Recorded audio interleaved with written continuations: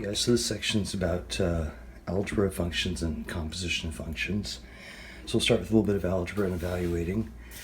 Given these two functions, f of x is this, g of x is that, and then we're asked to find a few different things here. So this one's f plus g, and then this doesn't mean multiplied by -2, this is evaluated at -2. So this could also be written this way, f of -2 plus g of -2. And so I have the option of either doing the algebra first, and I'll show that on this example, or doing just going straight to the evaluate. So if I did the algebra first, it would look like x squared minus 3x plus g, which is 4x minus 1. I could combine terms, so plus x there, and then go ahead and evaluate it at -2. So putting in -2, this is going to be 4 minus 2 minus 1, so 4 minus 3, or 1. The other way I could do it is to just go straight to right here, plugging in -2. So I'll do the second example that way. This one's a minus, so we have to be a little careful with the signs. So we're going to do -2 right there, minus 3 times -2. And then minus, and we need a parenthesis right there. And we're going to have to put all this together first before we do the subtract. So that would look like 4 times -2 minus 1. So this is 4 plus 6 minus -8 minus 1, or 4 plus 6 would be 10 minus a -9, and that would make 19. So you can do either way, they'll come out right. For the add subtract, sometimes it's a little easier to do the algebra first. For multiply or divide, I would definitely just go straight to plugging in the value. So for this one, I'll go ahead and just plug this in. So we're going f times g, so it would look kind of like a FOIL. So -2 squared minus 3 times -2. And then that's going to be times this one, 4 times -2 minus 1. So this is 4 plus 6, and this is -9 minus 1, sorry, -8 minus 1. And so this is 10 times -9, or -90. And you can see they're all at -2, so I'm going to get the same 10 and -9 here. So this one I would just evaluate. F at -2 is just the same 10, and g at -2 is just the same 9. And then again, we don't love the negative in the denominator, so I'd probably write it like that. So this next example is asking for just the algebra, and so not evaluate. So it's just asking us to add f plus g. So it would just look like x plus 3 squared plus 1 minus x, or 3x. And then this can be, there's some stuff we can do here where we can collect some terms. So I need to expand this one. So it's going to be x squared plus 6x, so x times x for x squared, 2 times x times 3 for 6, 3 times 3 for 9, that's that thing again. From 094 section 4.6. Collecting these, I got x squared plus 3x plus 10. Same idea here, but minus. So I'll go ahead and start it, and I'll just write it as I should. Plus 3 squared, and then minus needs the parenthesis. I could have put one here for the plus, but it's not really doing much, so I didn't. Expanding that again, I just get the same result. And again, you can always write these like that, and then do out the steps, and you should get here. And then collecting terms, x squared plus 9x, 9 minus 1 for 8. And sometimes in class people ask, do I need to factor that? And it's, nope, it's collected, it's as good as this is where we're going to be. It's kind of like saying if you go, 8 minus 2 is 6, should I write it as 2 times 3? No, the 6 is good, right? So is this. Only go 2 times 3 if there's a reason. f times g. So that's just these two things multiplying.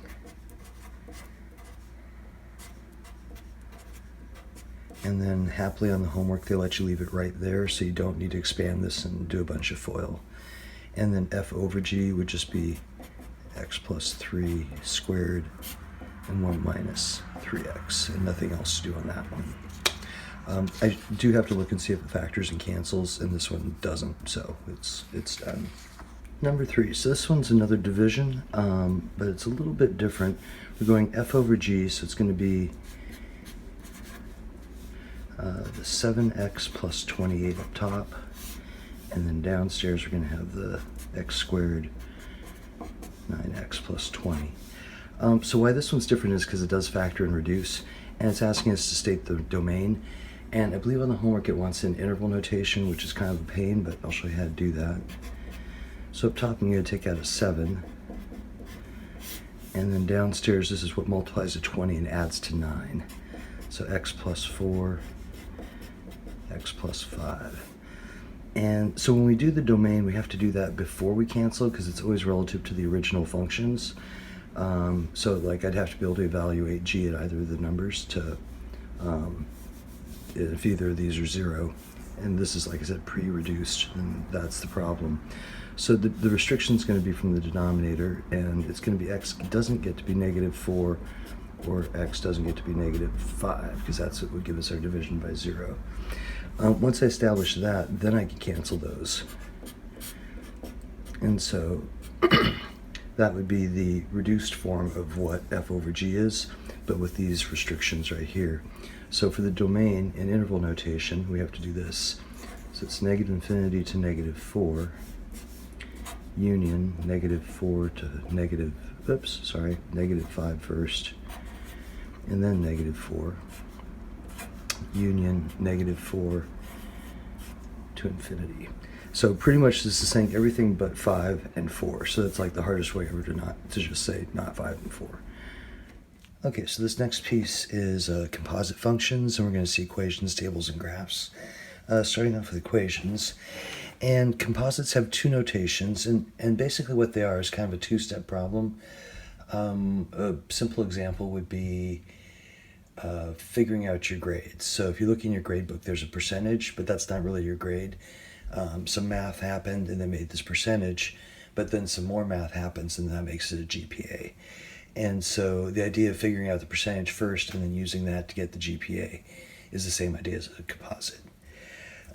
So here we have these two different notations, f of g of x or f composite g of x. And this means the exact same thing, is read the same way. Just two different ways of saying it. I kind of prefer this one, but you'll see this one on the homework also. So here, if I look at the outside function and the inside function, the inside function is g of 2. So what I want to do is evaluate g at 2. So that's going to be 4 times 2 minus 1. So 8 minus 1 would be 7. And so since g of 2 is 7, I can plug that right in there, and that's that second step. So I made my inside answer. I'm putting that in the outside, and I'm going to find f of 7. So it's like this was the percent, and then this would give us GPA in my analogy. So 7 squared minus 3 times 7. So this would be 49 minus 21, or f of 7, which is f of g of 2, is 28. This one, same thing, it's just that other notation. So if I wrote it the other way, it would look like f of -3. So we'll evaluate f of -3 first. And that's right here. So -3 squared minus 3 times -3. So -3 squared would be 9, and then plus another 9, or 18. So 18 is the f of -3, so I'm going to plug that right here, and that says find g of 18. So if I do that, then I got 4 times 18 minus 1, which would be 72 minus 1, or 71. Number 5 is evaluating a function again, or a composite function, but this time we're given the information as a table rather than as an equation. The steps are basically the same though. So here we want to find g of 3 first. So if I do g of 3, that means my x is a 3, so I'm inputting 3 into g, and what this is giving is like what would be the y column of g, and this is like the y column of f of x, or of f. And then the x, these are the inputs. So if I put 3 into g, that comes out to 2. And then that means next I would be finding f of 2.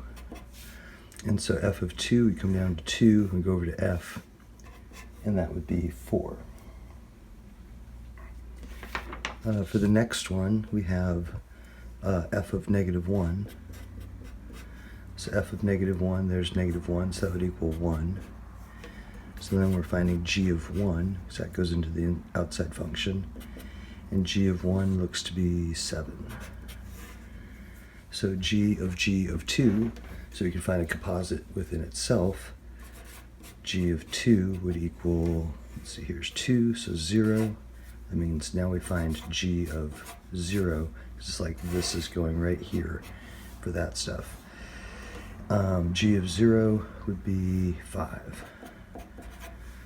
And then f of 3, so f of 3, right there, x is 3, f is 5. And then finding f of 5, because again that's going in for this, so it's like we're finding a composite of that now. F of 5 would be 7. Question 6 is the same idea, except now based on a graph, or 2 graphs, rather than the table or the function. So here we'd find g of 2 first. So we go to our graph labeled g, and then we come over to 2, and it looks like that comes out to 3. So g of 2 equals 3. So then we take 3, we plug it back in for g of 2, so now we're finding f of 3. And at 3 it looks to be 0.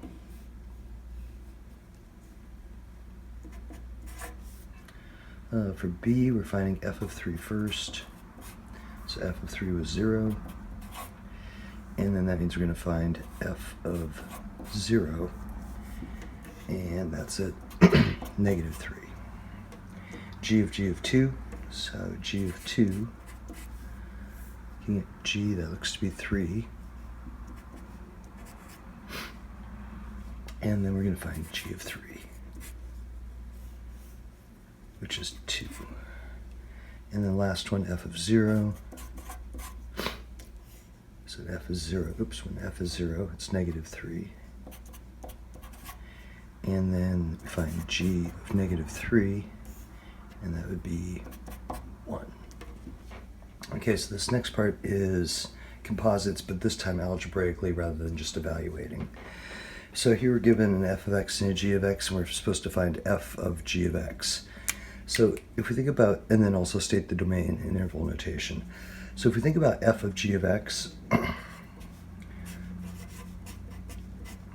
g of x is given right here. So since g of x equals 2x plus 1, that means I can substitute 2x plus 1 into the function notation.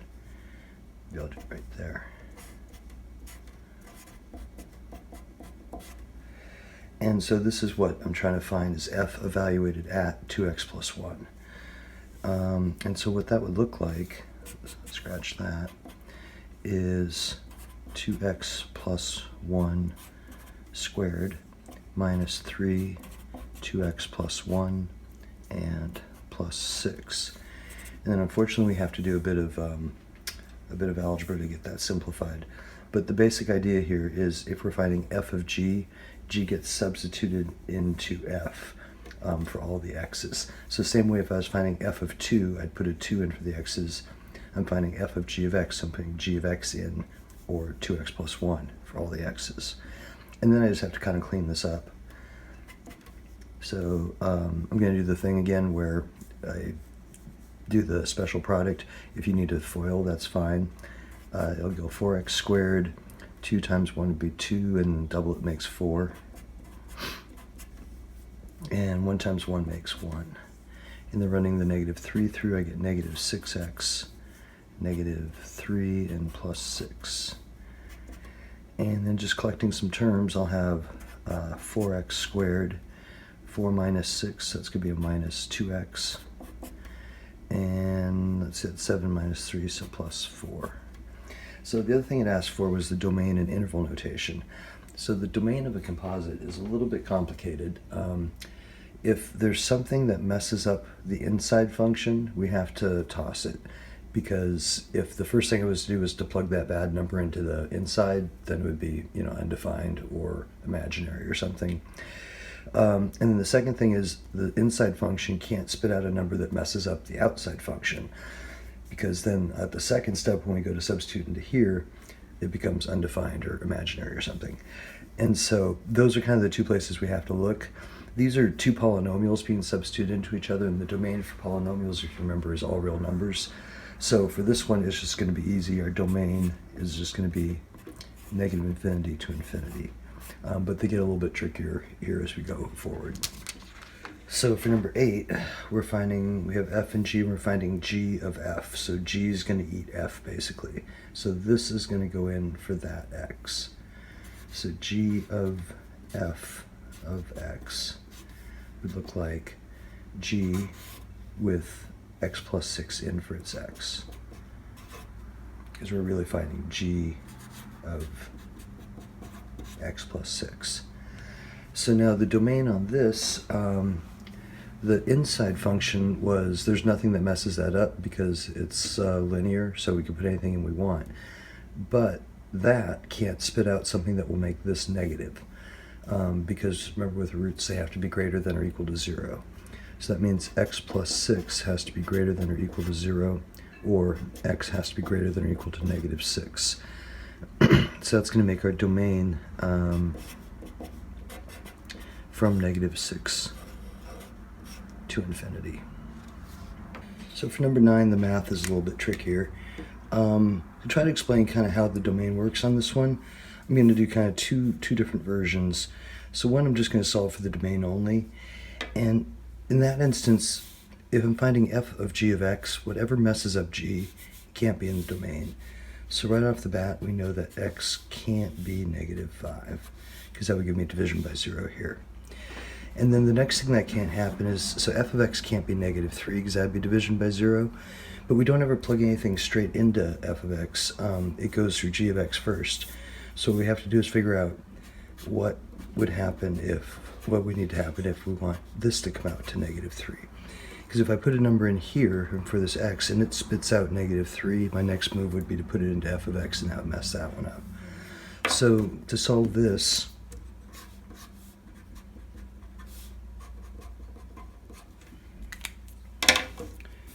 just multiply both sides by the denominator, so then I get 1 equals be -3x and then -15. I'll add my 15 over and get 16 equals -3x, and then divide both sides by -3. So I got x can't be -16/3.